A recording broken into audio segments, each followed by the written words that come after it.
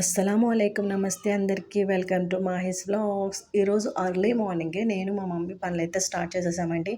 ఏంటి ఈరోజు early morning పనులు స్టార్ట్ చేశాను అని చెప్తున్నారు. రోజు మీరు పనులు చేసుకోరా అని డౌట్ రావచ్చు. అలా కాదండి, లంచ్ ప్రిపేర్ చేసేస్తున్నారు మా మమ్మీ. ఎందుకంటే బయట హాస్పిటల్‌కి వెళ్ళేది ఉంది. ఇంకా ఆఫ్టర్‌నూన్ వచ్చి అక్కడ చూపించుకొని వచ్చి ఇంకా వంట చేయాలంటే నేను ఎలాగో చేయనండి. కానీ మా మమ్మీకి తప్పదు కదా! మా మమ్మీ చేసుకోలేక హాస్పిటల్‌కి వెళ్ళేటప్పుడైతే మ్యాక్సిమం ఈ రకంగానే మా మమ్మీ ప్రిపేర్ చేస్తారు. ఎప్పుడైనా ఒకసారి అయితే వెజిటబుల్స్ ఇంట్లో లేని సిట్యుయేషన్స్‌లో అయితే వచ్చాక ప్రిపేర్ చేస్తారు. ఇంకా బయట ఎండకి మేము ఉండలేక చిన్న చిన్న షాపింగ్స్ కానీ, వెజిటబుల్స్ కానీ ఏం తీసుకోకుండా ఇంటికైతే వచ్చేసామండి. ఇంటికి రాగానే హరీబరీగా మా మమ్మీ కాళ్ళు చేతులు కడుక్కొని రైస్ పెట్టేసి గబగబా తినేస్తా ఉన్నారు. చక్కర్లొస్తున్నాయి బేట, ఇంకా ఉండలేకపోతున్నానని చెప్పేసి పాపం ఉసూరం అనిపించింది మా మమ్మీని చూస్తే. ఇంకా ఏమనుకో మాకు అని చెప్తా ఉన్నారు. ఎందుకంటే మా మమ్మీ ఎప్పుడూ నన్ను అడుగుతారు. ఫస్ట్ నేను కావాలా వద్దా రైస్ అని చెప్పేసి, తింటానా లేదా అని అడిగేసి ఆ తర్వాత మా మమ్మీ తింటారు. అందుకని కొంచెం హర్ట్ అయ్యారనమాట మా మమ్మీ. అలా ఏముండదులే మమ్మీ, అవేం పట్టించుకోను అన్నాను. ఇంకా మా డాడీ అయితే ఫుల్ బిజీ పనులు చేస్తూ ఉన్నారు. క్లాత్స్ అయితే చాలా ఉన్నాయండి ఫోల్డ్ చేసేది. ఒకవైపు ఫోల్డ్ చేస్తూనే ఉన్నాను, ఆర్గనైజ్ చేసి పెట్టాక మా పిల్లలైతే చూసారా ఏ రకంగా అయితే మొత్తం సర్దుతున్నారో. ఆర్గనైజ్ చేసి పెట్టేసిన తర్వాత ఏ కేటగిరీకి ఆ కేటగిరీ, ఇంకా పిల్లలు ఈ రకంగా పనులు చేస్తారు కదా, అసలైతే తలనొప్పి వచ్చేసిద్దండి. మర్చిపోతాను నేను దేంట్లో ఏం పెట్టాను అని చెప్పేసి మర్చిపోయి, ఇంకా ఆ టైంకి మళ్ళీ సర్దుకోవడం మళ్ళీ అదే సరిపోతుంది నాకు. ఇంకా ఈవినింగ్ అయితే నాకు ఆకలిస్తూ ఉండింది. ఏమన్నా ఇమ్మని చెప్తే మా మమ్మీ చెప్పారు. అంటే మొన్న మా వారు వచ్చారనమాట. అప్పుడు స్నాక్స్ తీసుకొచ్చారు కదా, అవి ఏమన్నా కావాలంటే తిను అని. నేనైతే ఏం తినాలో అని చెప్పేసి ఆలోచించుకొని నాకు కావాల్సినవి తిన్నాను. ఇవైతే ఖచ్చితంగా నా కోసమే తీసుకొచ్చి ఉంటారు మా వారు. నాకు ఇష్టం అండి. ఇంకా ఇవి మలిదా లడ్డూస్ అండి. మా వారు ఇంకా మా డాడీ ఎవరో రిలేటివ్స్ ఇస్తే మాకు తీసుకొచ్చారు. నాకు చాలా ఇష్టం, చాలా హెల్దీ కూడా అండి ఇది.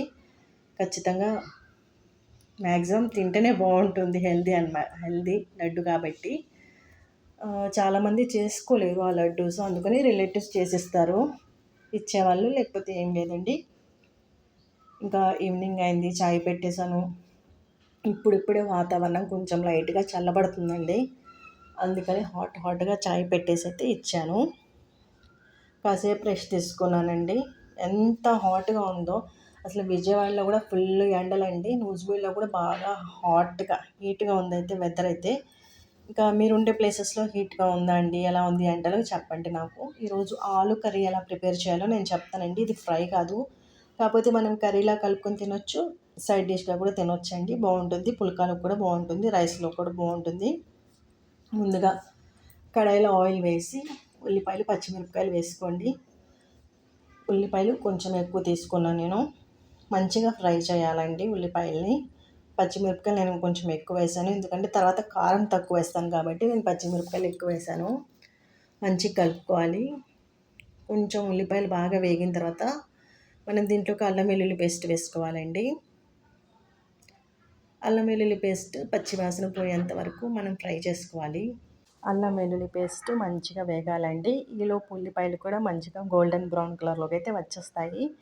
మీరు ఈలోపు బంగాళదుంపలు కట్ చేసి వాటర్లో వేసి ఉంచండి. ఒక 2 సార్లు బంగాళదుంప ముక్కల్ని కడిగి వాటర్లో వేసి ఉంచండి. నేనైతే ఏ రకమైన సాల్ట్ అయితే వేయలేదు. నేను డైరెక్ట్గా ఉల్లిపాయలు వేగిన తర్వాత బంగాళదుంపల్ని కొంచెం కొంచెంగా చేసి అయితే నేను వేసేసాను. ఫస్ట్ వేసిన తర్వాత ఒకసారి కలుపుకోవాలి. ఈ రకంగా మొత్తం బంగాళదుంపలన్నీ కూడా వేసేసి మనం ఒకసారి కలుపుకున్న తర్వాత మూత పెట్టి ఇంకా మగ్గించాలండి. అప్పుడే మనకి మెత్తగా అవుతాయి అన్నమాట. బంగాళదుంపలు లోపల దాకా వేగుతాయి. ఇది కర్రీ కాబట్టి ఈ రకంగానే కుక్ చేయాలి. చాలా బాగుంటుంది కర్రీ. మీరు ఎప్పుడైనా కావాలంటే ట్రై చేసుకోవచ్చు. రైస్లోకి బాగుంటుంది. ఎప్పుడు బంగాళదుంపలు చేసినా కూడా సైడ్ డిష్గా ఏముంటుందండి కర్రీలో. ఈ రకంగా ఎప్పుడైనా ప్రిపేర్ చేసుకుంటే మనం కలుపుకొని తినొచ్చు. ఇంకా మధ్య మధ్యలో కలుపుకుంటూ ఉండాలండి. అలాగే వదిలేస్తే కనుక బంగాళదుంపలు అడుగంటుతాయి. ఇప్పుడు ఒక్కసారి బంగాళదుంప అడుగంటిందంటే అంటే మొత్తం సైడ్కి అంటుకుపోతాయి కదా సగం సగం బంగాళదుంపలు. అలా అంటుకుందంటే ఇంకా అంతే, ఇంకా కర్రీ కుదరనట్టే. ఈ రకంగా మెత్తగా ఉడికిన తర్వాత బంగాళదుంపల కలర్ కూడా చేంజ్ అయిన తర్వాత మనం పసుపు, ఉప్పు, కారం వేసుకోవాలి. ఒకేసారి వేసుకోవచ్చు. ఈ రకంగా కలుపుకోవాలండి. ఇంకా లాస్ట్‌లో మనం కరివేపాకు వేసుకోవాలి.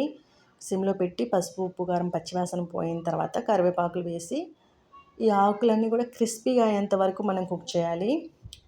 కరివేపాకు క్రిస్పీగా అయిన తర్వాత మీ దగ్గర ఉంటే కనుక కొత్తిమీర వేసుకోండి. గార్నిషింగ్‌కి లుక్ వైజ్‌గా బాగుంటుంది. లేకపోతే ఇంకా స్కిప్ చేసేయచ్చు. నేను ఇంకా ఎక్స్ట్రా ఏం వేయలేదండి. కర్రీ అయితే సూపర్‌గా ఉండింది. చాలా బాగుంది. మీరు కూడా తప్పకుండా ట్రై చేయండి. ఎలా ఉందో నాకు చెప్పండి. ఓకేనా?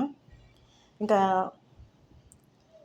నేనైతే ఇంకా మలిదా లడ్డు అయితే టేస్ట్ చేస్తున్నాను. నాకు ఎంత ఇష్టం అంటే మా మమ్మీ పాపం హెల్త్ బాగోలేక ఇంకా ఊర్లో చేయించారండి లడ్డూలు మాకు తెలిసిన వాళ్ళతో. మా డాడీ అయితే ఇంకా ఆ పనులు కంటిన్యూ చేస్తూనే ఉన్నారు. మా డాడీకి అంటే కొట్లో పాత సామాన్ల కొట్లో అయితే పని ఉంటుంది నాన్ స్టాప్గా. చూసారా బైక్ ఎంత బాగుందో? పాత సామాన్లు వచ్చిందనుకుంటారా? కాదండి, మా డాడీ బైక్ ఇది. చాలా ఇష్టం నాకు ఈ బైక్ అంటే. ఇప్పుడు ఈ కరిజ్మా బైక్స్ అయితే రావట్లేదు. ఇంకా దాని లైఫ్ టైం కూడా అయిపోయింది ఆల్మోస్ట్. ఏం చేస్తారో ఏంటో. ఇంకా మా డాడీ పిల్లలతో ఆడుతూ ఉన్నారు. నేనైతే చపాతీ ప్రిపేర్ చేశానండి. ముందుగా చపాతీ పిండిలో కొంచెం ఉప్పు, కొంచెం ఆయిల్ వేసి చపాతీ డో ప్రిపేర్ చేసుకున్నాను. ఆ తర్వాత ఈ రకంగా మనం గాలి లోపలికి పోయేటట్టు మనం హోల్స్ పెట్టి మూత పెట్టి కవర్ చేసి 20 మినిట్స్ తర్వాత ఉండలుగా చుట్టుకొని నేను ఈ రకంగా అన్నీ ప్రిపేర్ చేసి పెట్టుకున్నానండి. అంత ఫాస్ట్గా అయితే ఒకవైపు నుండి మనం చపాతీ చేస్తూ ఇంకోవైపు రోల్ చేయడం నాకు రాదు. అందుకని చపాతీలు చేశాను. మాకు ఎలా అంటే ఆయిల్ తక్కువ ఉండాలి, చపాతీలు మెత్తగా ఉండాలి. ఆ కాన్సెప్ట్ అనమాట. మా డాడీ ఎక్కువ ఆయిల్ ఉంటే ఇష్టపడరు. ఎంతవరకు వస్తాయో ఏ టేస్ట్‌తో వస్తాయో అంతవరకు అయితే చపాతీలు అయితే ప్రిపేర్ చేస్తాను నేను. ఎందుకంటే ఆయిలీగా ఉండి చెంచాలు ఆయిల్ వేస్తే కనుక మా డాడీ తినరు. అది అంత హెల్తీ కాదని చెప్పేసి. ఈ రకంగా అయితే కొంచెం లైట్‌గా ఆయిల్ ఉండడం వల్ల తింటారు. ఇంకా సాఫ్ట్‌గా కూడా వస్తాయండి. ఆయిల్ స్కిప్ చేసేవాళ్ళు ఈ రకంగా ట్రై చేయండి. చాలా బాగుంటాయి ఈ రకంగా కూడా. సేమ్ ఆయిల్ విపరీతంగా వేసినట్టుగానే ఉంటాయి. కాకపోతే కొంచెం అలా. ఈరోజైతే బాసనలన్నీ లేవు. ఇంకా బతికిపోయాననిపించింది. ఈ వ్లాగ్ అయితే ఇంతటితో ఎండ్ చేస్తున్నాను. Thank you so much for watching. Thank you. Bye.